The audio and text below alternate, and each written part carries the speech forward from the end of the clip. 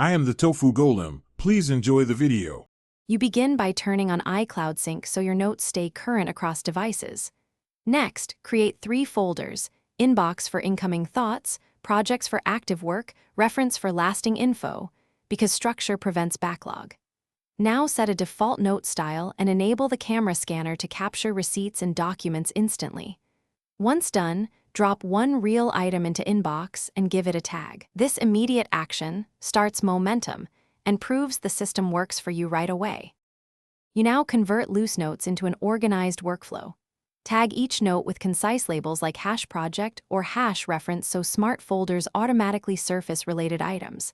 Make checklists for next actions, insert tables for specs, and attach PDFs or photos where context matters. Link supporting notes together to build a mini-knowledge graph. Use search modifiers from date, has, attachment to find things fast. As you refine, archive stale notes to reference and keep inbox minimal so you complete the loop with a weekly review. Clear inbox, update project statuses, and move finished items to reference. Export critical notes as PDF or copy to files monthly for backups because redundancy protects you.